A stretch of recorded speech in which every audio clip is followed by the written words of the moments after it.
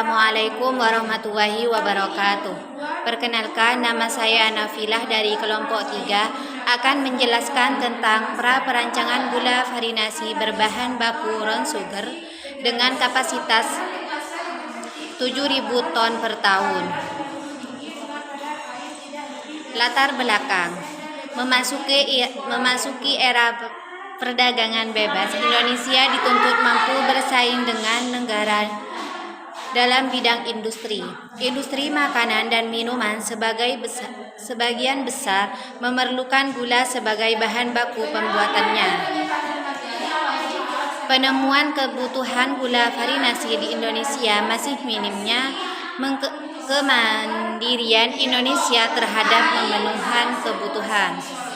Gula farinasi merupakan gula mentah yang telah mengalami proses pemurnian untuk menghilangkan molasis sehingga gula farinasi berwarna lebih putih dibandingkan gula mentah yang lebih berwarna kecoklatan. Gula farinasi memiliki nilai ICUMSA 45 rendah sebagai salah satu bahan baku produksi. Gula farinasi tidak untuk dikonsumsi. Gula farinasi diproduksi dengan menggunakan brown sebagai bahan baku. Kapasitas produk. Data produk, konsumsi, ekspor dan impor gula farinasi. Tahun 2011 impor ton per tahun 66.217. Tahun 2012 86.224. Tahun 2013 91.046. 2014 55.501. Tahun 2015 56.880. Data perusahaan gula farinasi di Indonesia. Nama perusahaan: PT Purnamata Dunia Sukses Utama 1940. PT Makassar Tene 594. PT Berkah Manis Makmur 660. PT Sutra Usaha Tama Jaya 660. PT Andalam Furnindo 6.660. PT Midan Sugar Industry 495. PT Jawa Manis Farinasi 6.660. PT Duta Sugar Internasional 660. Closure pabrik gula farinasi dari brown sugar. Persiapan bahan baku. Proses arifinasi, clarification, filtration, citrifulasi, kristalisasi, evaporasi, depolarisasi, pengeringan dan pendinginan, pengemasan dan pengundangan. Persiapan bahan baku. Yang pertama, persiapan dimulai dari pemindahan brown sugar dari dalam gudang bajang lalu ke dalam penampungan yaitu brown sugar bin, dilakukan dengan menggunakan alat berat siver, dimasukkan ke conveyor untuk dikirim ke molter. Yang kedua yaitu pada persiapan bahan baku ini juga dilakukan penimbangan yang bertujuan untuk mengetahui berat bahan yang akan diproses untuk menyesuaikan dengan kapasitas mesin. Yang kedua, afinasis, proses penggilingan molases yaitu masih melapisi kritis gula. Yang A. Menggiling, B. bertujuan untuk melunakkan lapisan sur terdapat di permukaan kristal sehingga dapat dipisahkan pada proses sentrifugal yang dapat dilakukan dalam proses mingling adalah yang pertama, membersihkan permukaan mingling dengan menambahkan rod water. Yang kedua, penambahan sweet water pada round sugar untuk meningkatkan rim affinated magma. Yang ketiga, mengaduk affinated magma melunakkan lapisan tetes atau molasses yang masih menempel pada permukaan round sugar. B. Centrifugation bertujuan untuk memisahkan antar kristal gula dengan molasses menggunakan paya centrifugal. Hasil dari pemutaran di centrifugal affinasi adalah affinated sugar dengan grain molasses. C. Melter bertujuan untuk meleburkan affinated sugar dengan mencampurkan bersama dengan water agar mempermudah proses pencampuran. Dilakukan pemanasan suhu 65 Celcius. Assalamualaikum warahmatullahi wabarakatuh. Perkenalkan, nama saya Hayatul Nurain. Di sini saya akan melanjutkan penjelasan dari saudari Nafilah mengenai tahapan atau proses pembuatan gula rafinasi. Di sini pada tahap ketiga yaitu klarifikasi. Proses ini bertujuan untuk membuang semaksimal mungkin pengotor non-sugar yang ada dalam leburan. Ada dua teknologi klarifikasi yaitu A. Karbonatasi. Metode pemurnian yang dapat memisahkan kotoran berupa kolit yang terdapat pada leburan gula. Proses ini juga dapat menyerap atau menghilangkan warna yang memiliki berat molekul lebih tinggi yang berasal dari raw sugar. Rumusnya adalah Ca buka kurung OH tutup kurung 2 tambah CaCO3. Terbentuknya endapan CaCO3 berfungsi menyerap zat-zat yang bukan gula yang terdapat pada raw liquor. Kemudian klasifikasi yang kedua adalah fosfolatasi. Pada proses ini digunakan asam fosfat dan kalsium hidroksida yang akan membentuk gumpalan primer kalium fosfat. Penambahan flukulan sebelum tangki aerator dilakukan untuk pembentukan gumpalan sekunder yang terbentuk dari gumpalan-gumpalan primer yang terikat oleh rantai molekul flukulan. Pembentukan gumpalan sekunder dapat menyebabkan berbagai pengotor yaitu zat warna, zat organik, partikel yang melayang, dan lain-lain. Pemisahan gumpalan tersebut tidak diendapkan, melainkan diambangkan pada clarifier. Pemisahan berlangsung dengan scrub yang berputas pada permukaan clarifier dan menyingkirkan skum ke kanal yang dipasangkan pada sekeliling clarifier. Kemudian proses yang keempat adalah filtrasi. Pemisahan campuran antara cairan dengan zat padat tidak terlarut melalui media penapis filter yang meloloskan cairan namun menahan zat padatnya pada permukaan penapis atau filter. Proses filtrasi terdapat dua tipe yaitu filtrasi tipe 1, filtrasi tipe 2. Tipe filter pada proses filtrasi gula rafinasi adalah rotary leaf filter. Penyaringan raw liquor menggunakan saringan berlapis-lapis dengan cara mengalirkan larutan dari lubang inlet dilewatkan pada saringan kemudian dialirkan menuju lubang outlet. Penggunaan rotary leaf filter dalam proses filtrasi memiliki keuntungan yaitu filter cake yang dihasilkan memiliki ukuran yang sama disebabkan oleh bingkai-bingkai filter yang ikut berputar. Kemudian tahap yang kelima adalah dekolorisasi. Proses dekolorisasi merupakan proses yang bertujuan untuk menurunkan kandungan warna pada liquor. Pada proses ini terjadi penghilangan warna lautan sehingga cairan yang dihasilkan jernih. Proses dekolorisasi dilakukan pada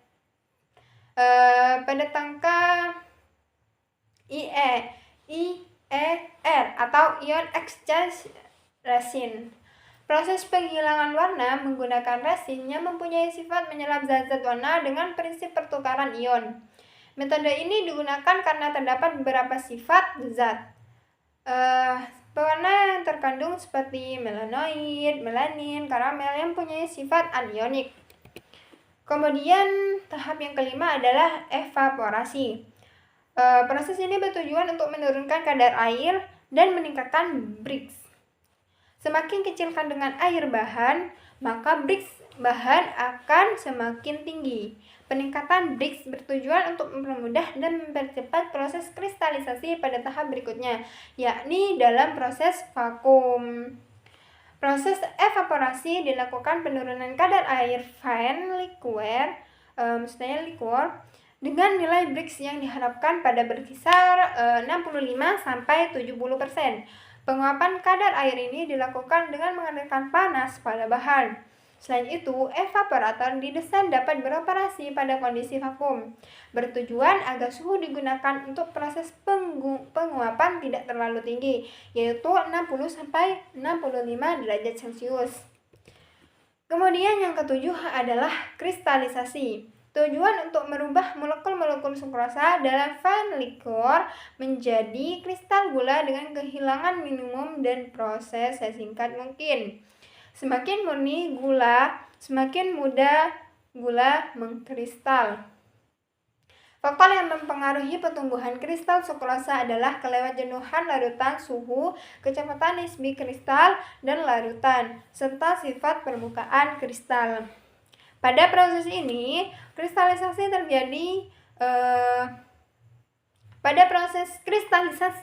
terjadi pembentukan kristal gula yang berasal dari larutan dan kemudian dimasak dalam kondisi vakum di dalam pan masak atau vakum pan.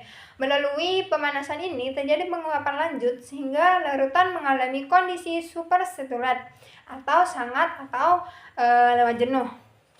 Kemudian pada saat masakan berada di kondisi supersaturated, dilakukan pemberian bibit kristal gula atau fondan atau slurry yang berfungsi untuk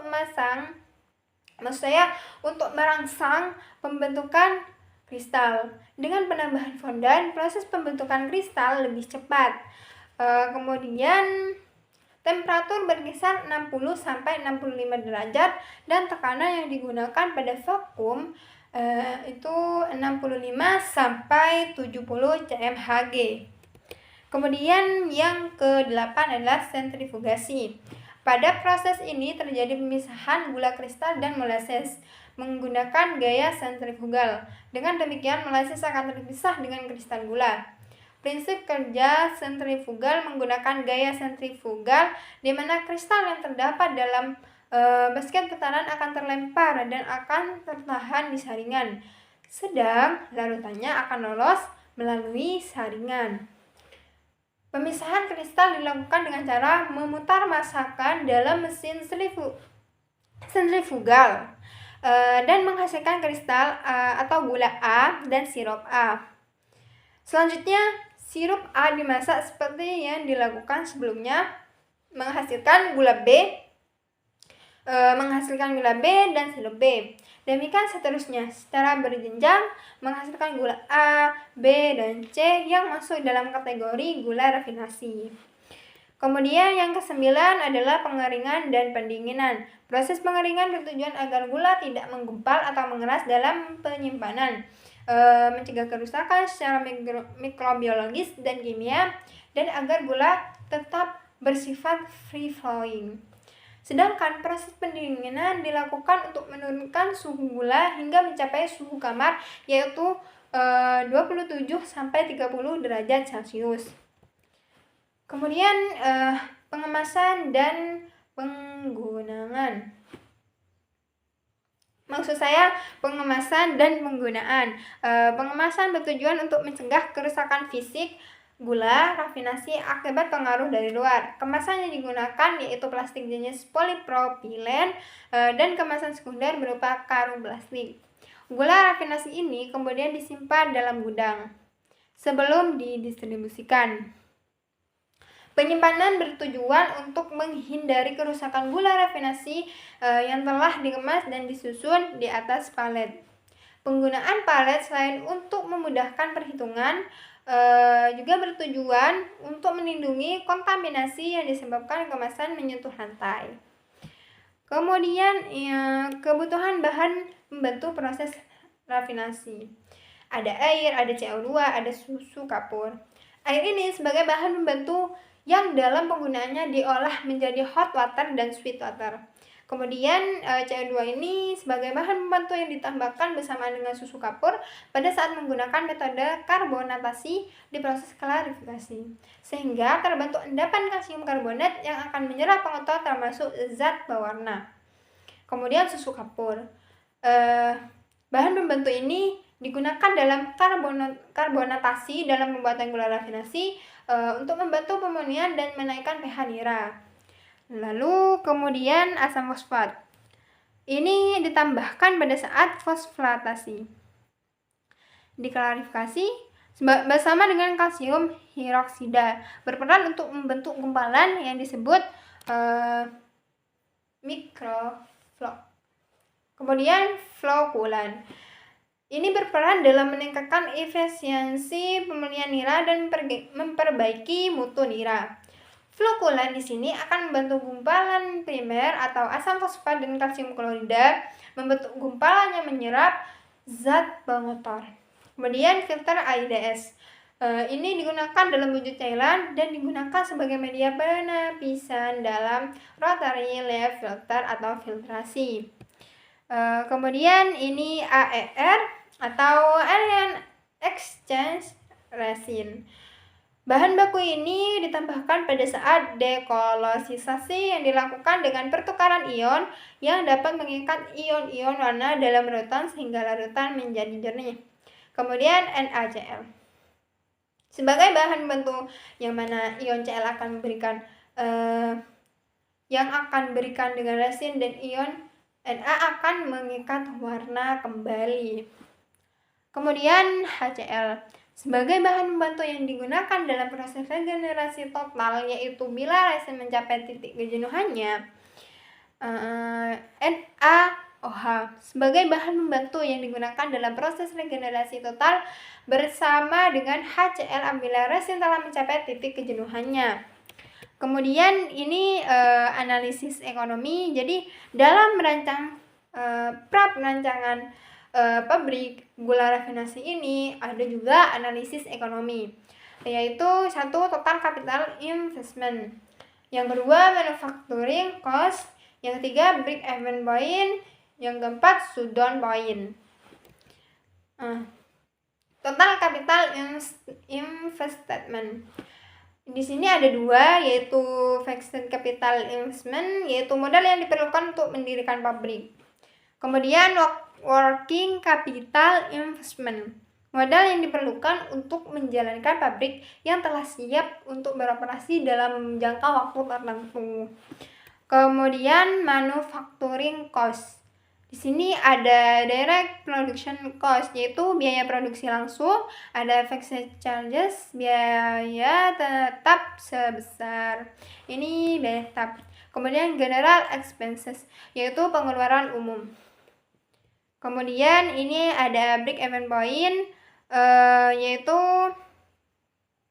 BEP sama dengan FC sama dengan maksudnya tambah 0,3 SVC per S dikurangi 0,7 SVC dikurangi VC kali 100% sama dengan 0,14.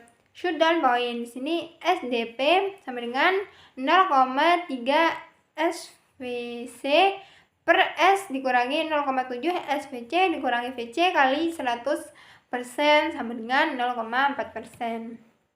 Jadi dari uraian di atas dapat disimpulkan bahwa perancangan pabrik gula rafinasi dari bahan baku rice sugar kapasitas produksi 700.000 ton per tahun direncanakan akan didirikan di daerah Makassar. Sesuai perhitungan analisa ekonomi, diketahui ROI untuk pabrik ini 297024 sebelum pajak dan 193066 sudah pajak. Ini syaratnya minimum sebelum pajak sama dengan 11% untuk industri. Kemudian POT untuk pabrik ini adalah 0 tahun sebelum pajak, 0 tahun sesudah pajak. Syaratnya ini maksimum sebelum pajak itu sama dengan 5 tahun industri. Kemudian IRR pabrik ini terhitung 1158753 0,14%. Sedangkan tingkat rata-rata nisbah pinjaman untuk bank syariah saat ini berkisar 10% setahun. Baik untuk sektor perdagangan, industri maupun kredit investasi. Dengan demikian pula tingkat suku bunga deposit rata-rata yang dikeluarkan bank. Kemudian D break even point adalah 0,14 yang dihitung tadi. Sedangkan saat ini menurut data kelayakan rata-rata di bank akan memberikan pinjaman atau kredit bila BEP dalam batas kurang lebih mestinya kurang dari 40. Kemudian shutdown point adalah tadi dihitung 0,14 fase di mana suatu perusahaan dikatakan tidak untung dan tidak rugi. Jadi berdasarkan perhitungan analisis ekonomi di atas, maka pra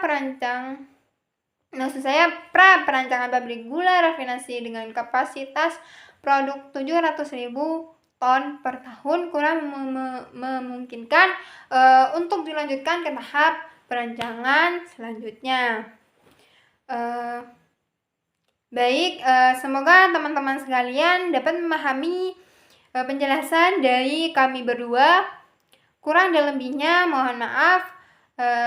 Apabila ada yang kurang dipahami, silahkan untuk tulis di kolom komentar. Baik, terima kasih. Assalamualaikum warahmatullahi wabarakatuh. Audio Jungle.